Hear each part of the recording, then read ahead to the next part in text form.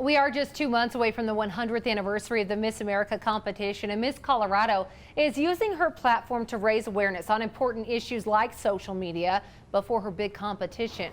News 5's Caroline Peters joining us live from Fort Carson with her story. Good morning, Caroline. Bree, good morning. Yes, Miss Colorado is using her platform to inspire anyone struggling with body issues due to social media, ADHD, or any eating disorders as well. Thanks so much for joining me, Mara. Thank you so much for having me this morning, bright and early. Bright and early, something you're used to since you are also in the Army. So let's talk about your journey, joining the Army at just 17 years old after struggling with an eating disorder, ADHD, all of it, and here you are competing for Miss America.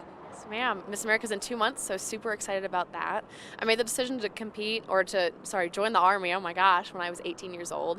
I kind of made the decision when I was 17 and enlisted when I was 18, so I've been in for 3 years now. And I didn't think that I would compete in Miss America while I was in because it just seemed like the two wouldn't mix.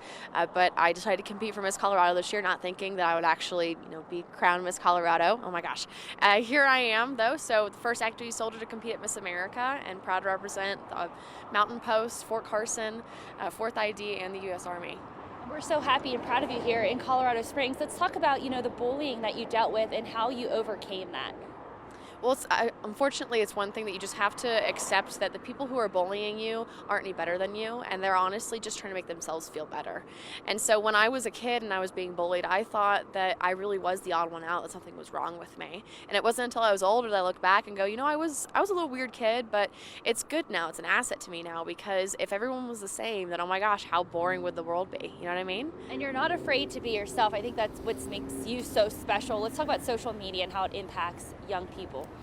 Absolutely. So I have definitely gotten caught in an Instagram hole before, where I just, go and scroll through and say like, oh my gosh, well, she's perfect and she looks amazing, and my hair is never going to look like that, and I'm never going to be that tall. And it's so easy to play the comparison game on social media. But I think what I really want to tell especially young women in the world is that we don't need to compare ourselves, because Instagram, Facebook, Twitter, all those things, it's a highlight reel. It's not an accurate depiction of what people are like in real life.